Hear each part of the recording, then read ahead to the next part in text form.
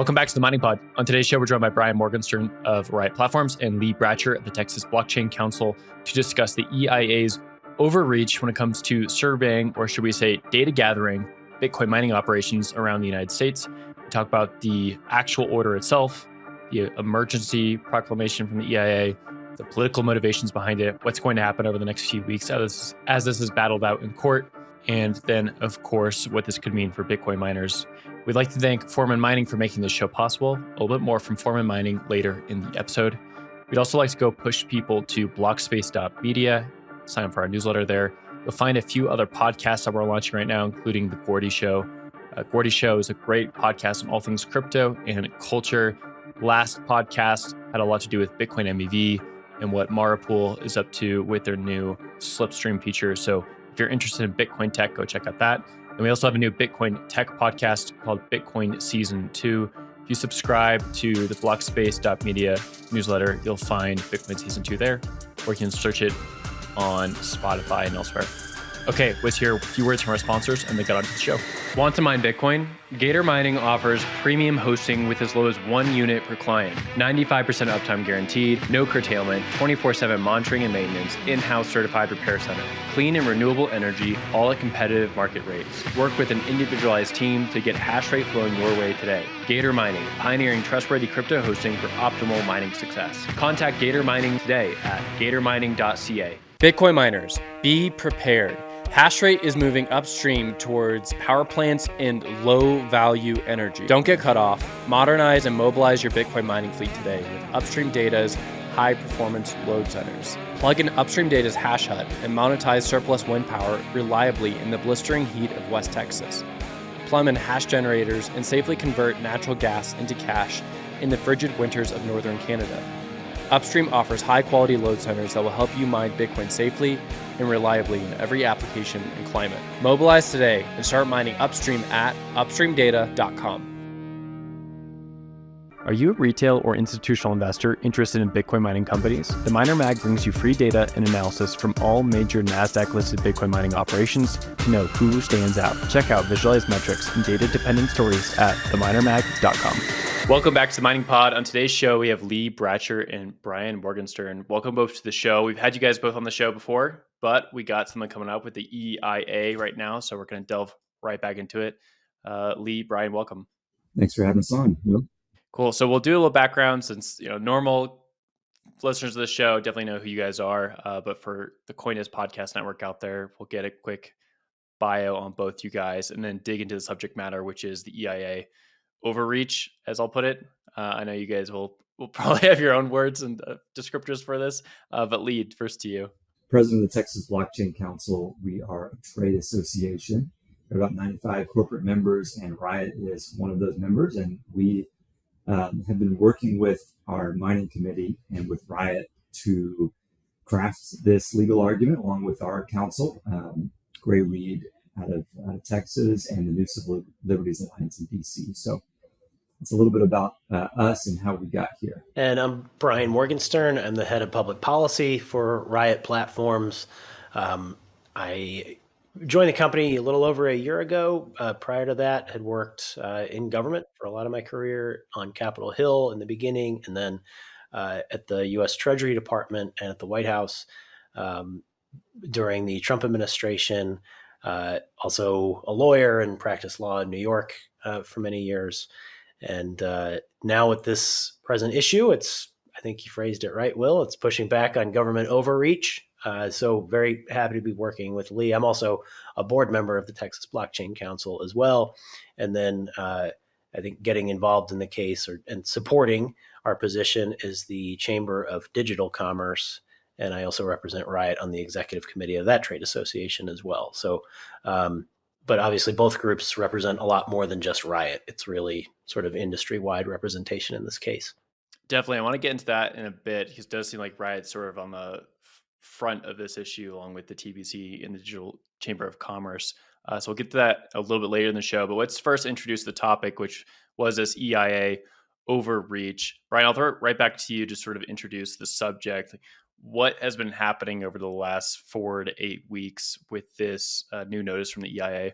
Sure. So, end of January, beginning of February, the Energy Information Administration issued a notice. That is a agency that falls within the Department of Energy, the U.S. Department of Energy, and they sent basically announced this by press release, and then we actually didn't receive a notice from them until I think it was February 9th, thereabouts, giving us 2 weeks to respond to a survey that they issued on an emergency basis. And I'm going to use big air quotes around the word emergency because they've declared that because it gets cold sometimes and the price of Bitcoin has been rising lately, that they think there's a grid stability emergency because of Bitcoin miners. To be clear, there is no emergency. Using a very recent example from Texas in January, there was some very cold weather, demand for energy rose. ERCOT actually had a very good balance of supply and demand.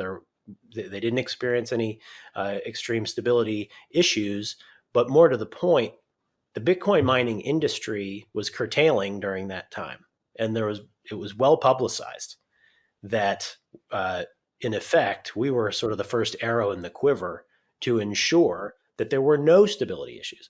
So they've declared a stability emergency against the very companies who are enhancing grid stability. So it's a farce. And what they've asked for is pretty sensitive business information. Now, Riot is a public company. We have to disclose a lot of information because we're an SEC filer. We're not afraid of transparency. Our industry itself is radically transparent. It's sort of one of the fundamental values of Bitcoin. And as a result of that, the government actually has all the information they need to know that we are enhancing stability and we're not causing stability problems. So they're trying to get all the specifications of our machines. They're trying to get at some confidential contractual information regarding power deals that can depend on market conditions. It's information that should not be disclosed because it's sensitive, competitive information that would put us at a disadvantage if it's publicized in the US and around the world. And the government has said, we're going to penalize you with criminal penalties unless you hand over all your sensitive business information, which, by the way, we intend to publish on our government website. I don't think this has ever been done before. It is insane. It's definitely illegal. They've completely steamrolled over the process that they're required to follow. And so that's why we're bringing this suit to say your justification for an emergency is obviously pretextual. This is driven by some fringe political actors who want to attack Bitcoin companies however they can. About a year ago, we experienced pressure for banks to start debanking digital asset companies. I see this as an extension of that, a different version of an Operation Choke Point where they're saying, we're going to publish all your energy information and then try to get energy companies to stop working with you, among the other competitive harm that they would cause. So it's just an all-out political assault having nothing to do with an actual emergency. So that's why we're bringing the suit, to force the government to follow the law and go back to the drawing board. If they want to collect some information, they can do a notice and comment period. We can explain our position and we can go from there. But they're not allowed to declare a fake emergency to cause harm to our business. So that's the probably too long answer, but the quick and dirty of what this case is about. Lee, anything to add there? And then I'm also curious from TBC's position how you guys saw this, if there's any structural differences between how Riot sees this. Actually, Brian did a great job summarizing that, and I don't think we saw it differently at all. In fact, many of our members, and close to all of them, saw it the same way. And so we have the full backing of the membership to pursue this action, the full backing of the board of directors. And as you saw in the TRO that was issued on Friday, the judge and his clerks saw the same thing that we did, which was gross overreach and a politicization of an industry that's pretty benign typically. Like the EIA has traditionally just measured information and data around energy generation, energy transmission. Very rarely seeking information about consumers of energy, because you should be agnostic to the purpose of the end use of the electricity. And so that's, I had a conversation with someone at the EIA who admitted to me that they had never done anything like this before.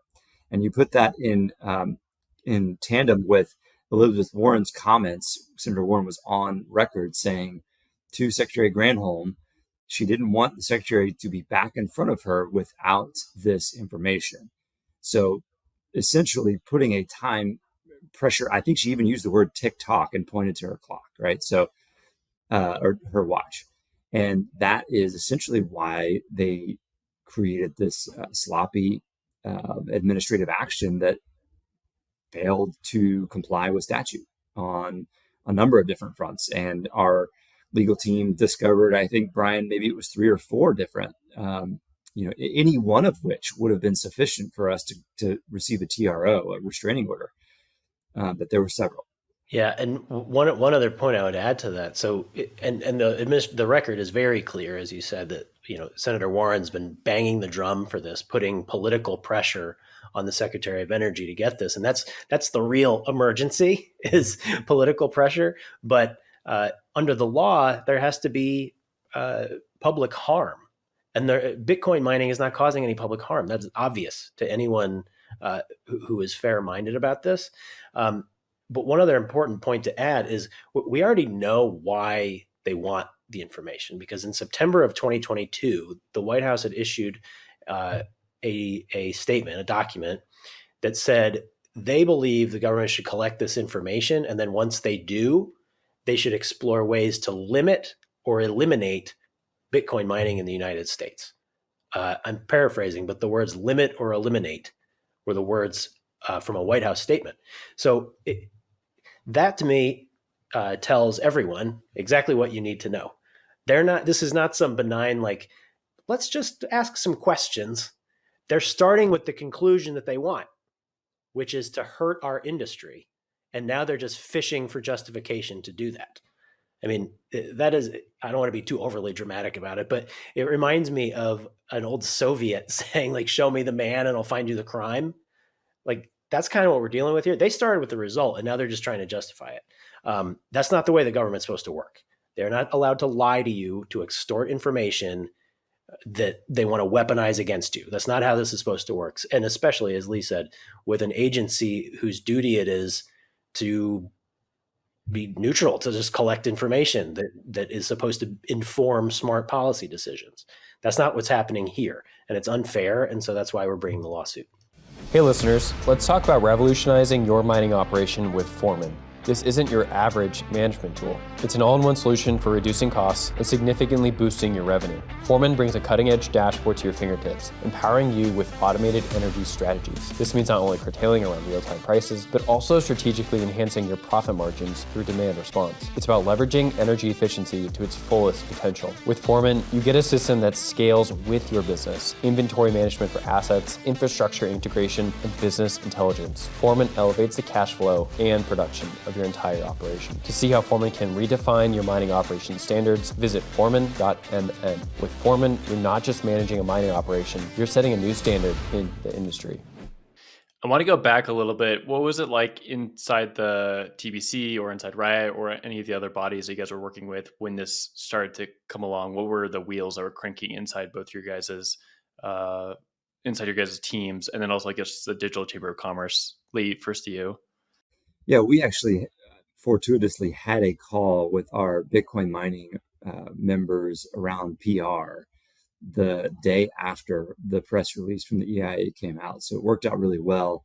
Everybody hopped on that call, and it was immediately decided that we would need to pursue further action. We are also very cognizant of the challenging narratives that our industry faces from the media. And so we're sensitive to different media publications that want to write the what are they hiding type articles. And so I think disclosing more data.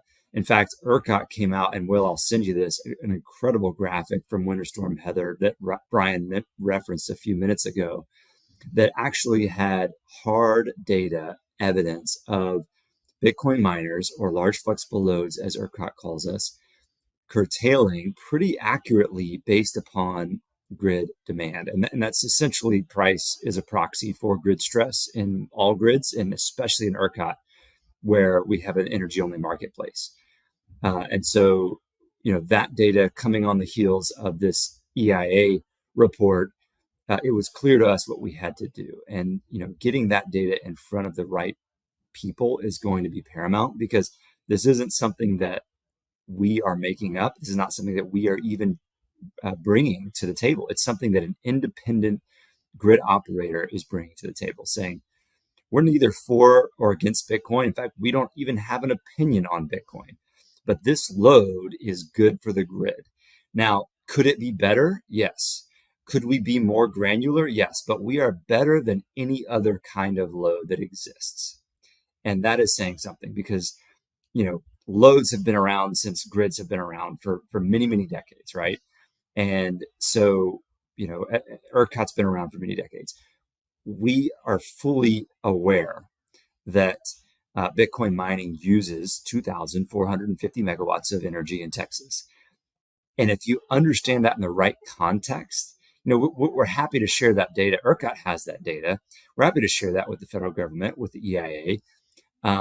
If you understand that in the right context, you should look at it in a similar way that you understand how many megawatts of batteries are on any given grid, because we do on the demand side what batteries do on the supply side. Now, we're not as nuanced and granular as batteries are for frequency response, but we're getting very close. And Riot actually does a great job with frequency response, and we are going to be, as soon as I think the software gets there from the software side, and just as good as batteries are on frequency response, which is like millisecond by millisecond response to ensure that the frequency of their grid is at the right frequency. That's a little bit different than like load response, but it sheds, I think, even further light onto the absurdity of the argument that this is an emergency, because they're delaying, they're actually taking time away from these companies who are working to become even more responsive and even more flexible. And a couple points just to add to that. It's not just price responsiveness, which it can be illustrative, and this ERCOT graph, I think, factors in quite a bit of price responsiveness. But in addition, Riot and others do demand response programs where they have obligations to ERCOT. And sometimes price goes up and ERCOT keeps us on, even when it's a high price, for balancing purposes. And of course, we're compensated for those programs because either they're turning us off and we're not mining Bitcoin, so we're sacrificing revenue, or they're keeping us on at a high price, so it's costing us. So we're compensated for that. And of course, sometimes there's grid stability and they just paid us what is in effect an insurance premium for the right to control our load. But the point is that it's not only the voluntary economic curtailment, there's also obligations that we have with ERCOT that we're happy to do to provide additional grid stability. And new Bitcoin miners, the notion that they're hanging on to here, that the price of Bitcoin goes up a little bit and then the temperature goes down a little bit, and then all of a sudden you're going to have industrial scale Bitcoin mining operations popping up out of the ground like dandelions, is insane. It takes years to raise the capital. You have to find the site location. You have to have adequate interconnect. You have to do interconnect studies. It has to be in a place where you're going to have that extra excess energy that's going to be able to supply a Bitcoin miner.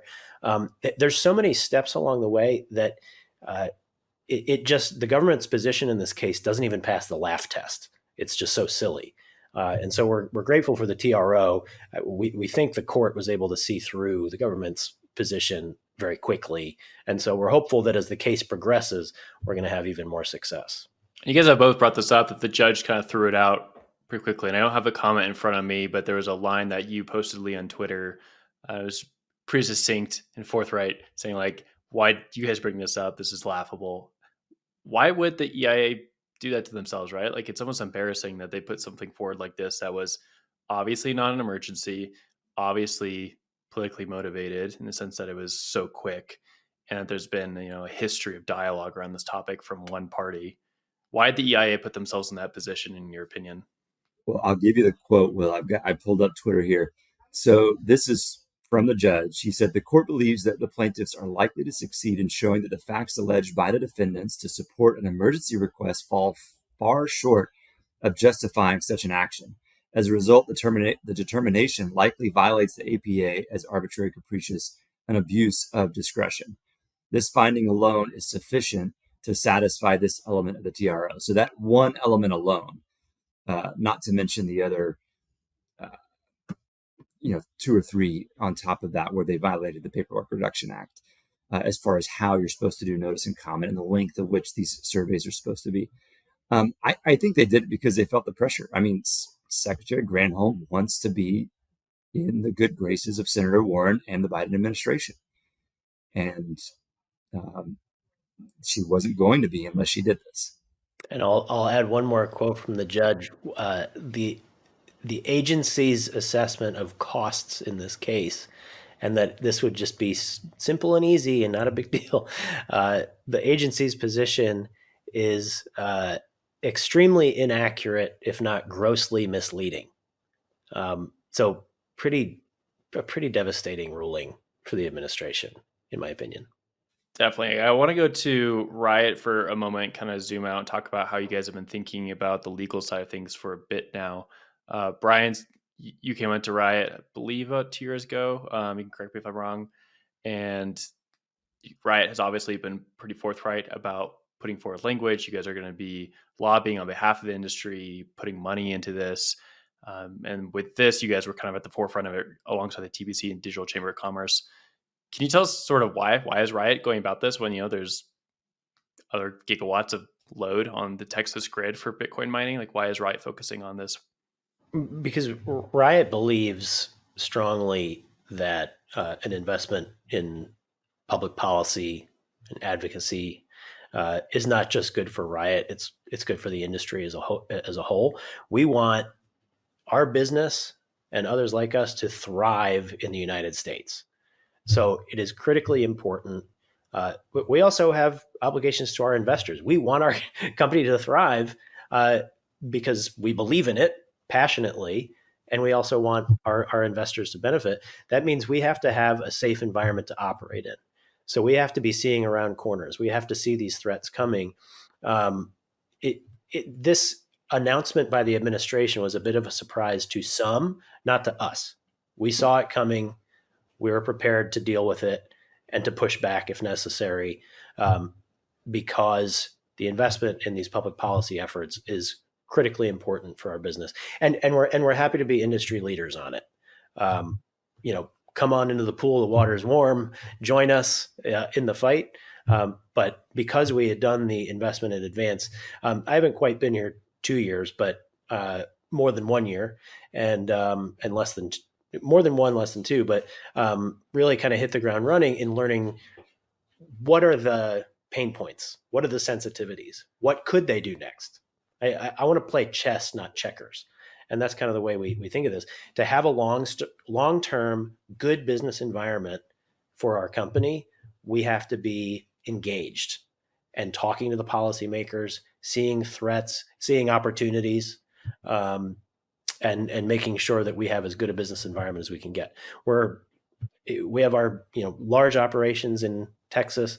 We're happy and proud to be there. We have operations in Colorado as well. We're happy to be there. We want to make sure that our employees are going to succeed and that their families are going to thrive for many years to come. And investing in these public policy issues is part of the way to do that. Let's go into some details with the last few minutes here and kind of talk about what would be the repercussions if some of these things got out. So I noticed machine types, coordinates for facilities, energy types. What are some other things within this order that the EIA was trying to push through that would be detrimental to the Bitcoin mining business? Maybe we can go through those things and then list some others. Lee, I'll throw it to you first. Yeah, I think the biggest concern for me was the contractual partners, the energy partners that they were wanting. That's an easy way for Senator Warren to bully a company that has more exposure to politics, like an energy company, to end their contractual relationships with Bitcoin miners. So she should not have that information. And, she's proved time and that she is not a faithful steward of confidential information like that. So even if the EIA were to say we'll keep all this information confidential, we would still want to limit the questions to what is authorized by statute, what is legal, what we should provide to them, which is information about energy consumption. We're happy to do that. But even if they claim to keep it confidential, freedom of information requests could come through, or it could be leaked. And so that's really no safeguard at all. And so that's some areas of concern. I think the other main area of concern is more almost constitutional, if you will. It's like, can the government compel this kind of information from private businesses? And what kind of precedent is that setting? And it's not a good one, I'll tell you that. It's one in which the state has kind of a monopoly on information, and that's not a healthy democracy. I would say, well, yeah, you touched on a couple of important points, which is like specifications regarding all of our like mining rigs. I mean, why on earth does the U.S. Department of Energy have the authority to have it? They can't possibly have that authority. It's supposed to be gathering information about energy generation, distribution, etc. That the specific locations and things is troublesome, and then combine that with some of the energy contracts are confidential because market conditions change. Different customers at different scale at different points in time might have different price negotiations, things like that. I mean, there's perfectly rational competitive reasons why some of this information would not be public. And as a publicly traded company, we're obligated to keep information that is not supposed to be public private. And here they are asking us to submit some of this sensitive information just like over an open email server that's not even protected. Like that would violate our obligations under SEC rules and regulations. So there's a whole bunch of reasons why this is troublesome. Another one is compliance costs. The government estimated that it would take everybody half an hour to do this. I mean, it takes you more than half an hour just to read the demand, let alone figure out what it means, whether it is legally authorized, how to respond appropriately. There are a bunch of terms that are basically undefined that we have to guess at what they mean. I mean, this whole thing was done so poorly. It's absolutely going to cause irreparable harm to the companies for compliance costs and competitive harm.